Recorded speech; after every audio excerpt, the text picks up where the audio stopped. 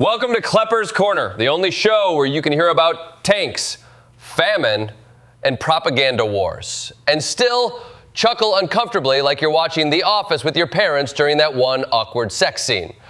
Today's news isn't just news, it's a masterclass in how humanity somehow manages to be both brilliant and horrifying at the same time. Israel launched a new offensive, Hamas lost its masked spokesman. Or maybe didn't, because apparently now terrorist leaders have Schrodinger's contracts. And the UN is basically standing in the corner like, this is fine, everything is fine, while the entire room is literally on fire. So grab your popcorn, or if you're in Gaza, your single cucumber, and let's dive in. Segment 1, Fulcrum of Conflict, the elimination of Abu Obeida. Israel says it killed Abu Obeida, the masked face and voice of Hamas for almost 20 years. The guy was basically the brand manager for a terrorist organization. Think Don Draper, but instead of selling cigarettes, he's selling martyrdom. And instead of whiskey, it's still whiskey, honestly, because that's the only way you get through these videos.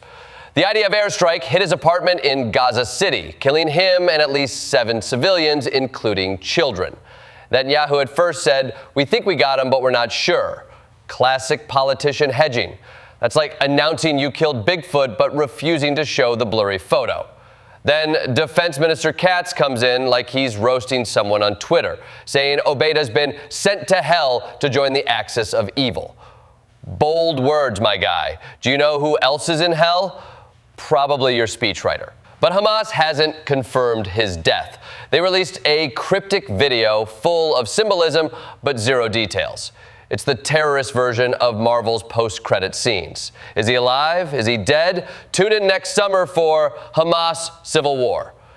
Here's the thing. Obeida mattered. He wasn't just a face in a mask.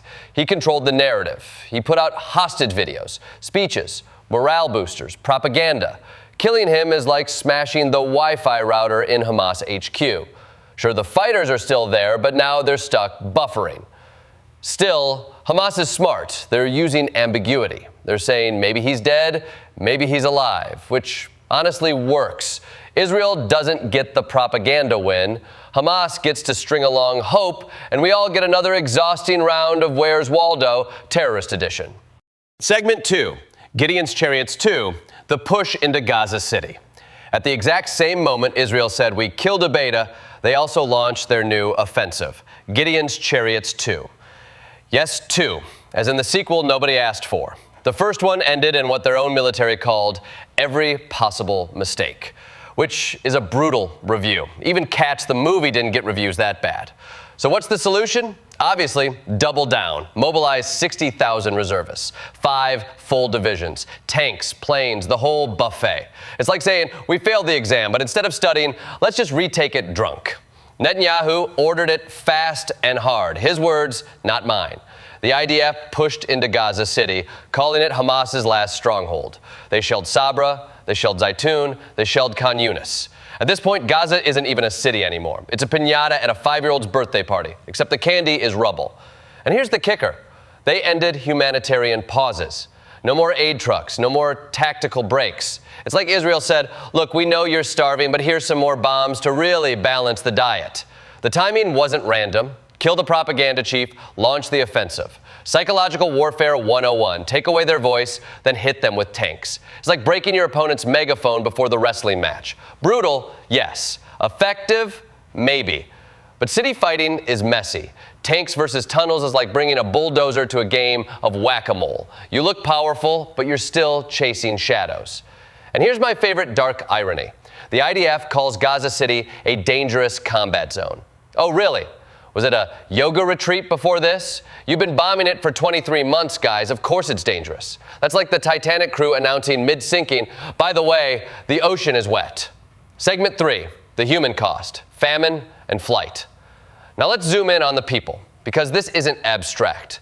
Gaza is officially in famine, not at risk of famine, not some food insecurity, no, famine, like capital F. The UN's IPC system checked all 3 boxes: hunger, malnutrition, death. Congratulations, the apocalypse has gone triple platinum. Families are surviving on 1 cucumber a day, 1. Do you know how depressing that is? Even Gwyneth Paltrow on a juice cleanse would look at that and go, girl, eat something. Kids are digging in trash for scraps. People are collapsing in the streets. And Israel's answer? End humanitarian pauses. It's like turning off the faucet in a burning house. Hospitals? Only 11 are partially functional, running at triple capacity. Which is wild, because I've been to an urgent care that felt like hell at 110% capacity. Triple that?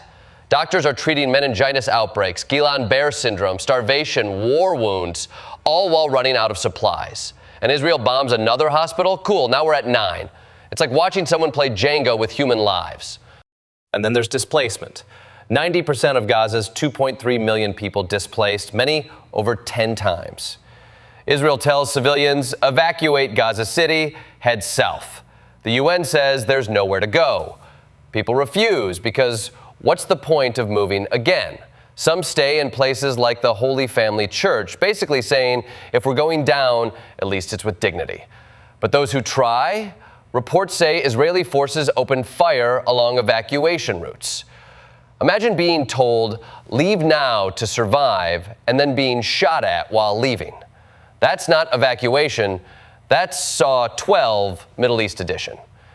Even the UN, those famously diplomatic monotone guys, called Gaza an endless death loop, which is terrifying. If the UN is dropping language that sounds like a Nine Inch Nails album, you know we're past the point of subtlety. The war on witness, journalists in the kill zone. Let's talk about journalists, because if you thought this war was messy, try being the people documenting it. Over 220 killed. Some estimates say nearly 280. That makes this the deadliest conflict for journalists in modern history. Think about that. More reporters have died here than in Vietnam, Iraq, Afghanistan, you name it. And these aren't just bystanders caught in the crossfire. We're talking double strikes on hospitals where journalists set up live feeds. A tent outside Al-Shifa Hospital, known as a media zone, wiped out by a missile. Al Jazeera's Anas al-Sharif, Reuters' Hussam al-Masri, freelancers just trying to tell the world what's happening. Boom, gone.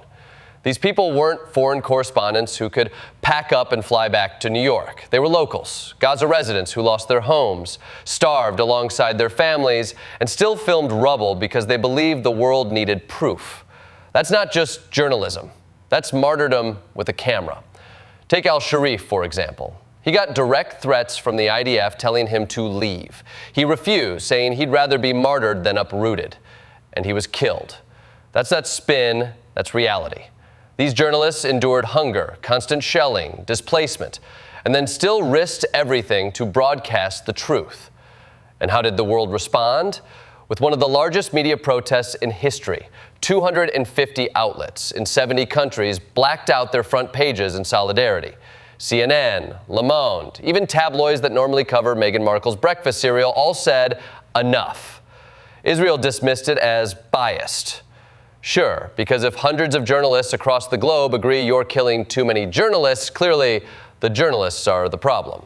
Next thing you know, they'll blame the dead reporters for not ducking fast enough. Here's the thing. Killing journalists doesn't just silence witnesses, it kills accountability. Wars thrive in shadows, and Gaza has become the darkest shadow on earth. Without these reporters, the war isn't just unwitnessed, it's unwinnable in the court of history. Segment 5, the genocide debate and diplomatic deadlock. Now, let's dive into the G word, genocide. It's not a word you throw around lightly, unless you're on Twitter, then it's apparently the word of the day. But in this case, the International Association of Genocide Scholars, yes, the people whose entire job is to figure out what counts as genocide, voted 86% in favor of saying Israel's actions meet the definition. That's not your weird uncle yelling on Facebook. That's the experts. The reasoning? Mass killing, deliberate starvation, forced displacement, basically the genocide bingo card. And this isn't just opinion. The UN Special Rapporteur agreed, citing reasonable grounds for intent to destroy in whole or part a national group. That's Article 2 of the 1948 Genocide Convention. Check, check, and check. Israel says that's an obscene inversion of reality, which is a phrase you only use when you're losing the PR battle. If 250 genocide scholars say your war fits the definition, maybe don't clap back like a teenage TikTok star. Just saying. Meanwhile, allies are cracking. Italy's Giorgia Meloni, normally one of Israel's biggest defenders, said the reaction went beyond proportionality. When Italy tells you you've overdone it, you really have overdone it. These are the folks who put anchovies on pizza. They know excess. And what about America? The U.S. is Israel's #1 backer, right? Well, Trump's Secretary of State, Marco Rubio, still meets with Netanyahu, still promises unwavering security. But President Trump himself, oh boy, says about Hamas, "I think they want to die," which is less diplomacy and more like something your drunk uncle says at Thanksgiving before passing out in the recliner. Meanwhile, Washington revoked visas for Palestinian Authority officials, including Mahmoud Abbas. You know, the guys who were supposed to be part of the day after plan. So, congratulations. We've now managed to sideline the only plausible Palestinian leadership option before the war even ends. That's like firing your plumber before the pipe bursts and then saying, well, guess I'll just live in a flooded basement. Ceasefire talks? Dead. Hamas accepted a truce proposal that Israel itself had previously agreed to. But when Hamas said yes, Israel ghosted harder than a bad Tinder date. Instead, they launched Gideon's Chariots 2, because why negotiate when you can escalate? The result? A stalemate where Hamas won't release hostages without a permanent ceasefire, Netanyahu can't accept that without losing his far-right coalition, and civilians are left to starve while politicians posture. It's like Survivor, except instead of eating rice, you're watching children die of malnutrition. And here's the grim kicker. Even if Israel succeeds militarily, they'll still face the same political question. Who governs Gaza? And the answer right now is nobody, which means the only option is occupation. Even Israel's own generals are warning, you're heading into occupation. But Netanyahu shrugs and keeps rolling the tanks. That's not strategy. That's gambling with other people's lives. So where does that leave us? Gaza in famine, Israel doubling down on a failed strategy, Hamas turning military defeat into political survival, journalists dead, and the world split between shouting genocide and muttering security. It's the kind of situation where no one wins, but plenty of people lose. Israel thinks killing one mass spokesman and rolling tanks into Gaza City will end Hamas. Hamas thinks surviving another week equals victory. And the rest of us are stuck in the middle, arguing definitions while cucumbers are treated like luxury goods. And the international community? Oh, they'll keep talking. Statements, resolutions, condemnations, papers stacked as high as the rubble. But at the end of the day, this isn't about paper. It's about people. Families starving, children dying, journalists silenced. And the longer leaders treat this war as a political chess game, the more pawns will keep falling. So that's today's top story. A war with no off-ramp, a famine with no relief, and a world with no plan. Stay tuned, because if history's taught us anything, it's that we'll be here again tomorrow, making jokes in the face of tragedy. Because that's the only way we can process the madness. Until next time, stay skeptical, stay human, and maybe keep an extra cucumber in the fridge, because you never know when survival turns into garnish.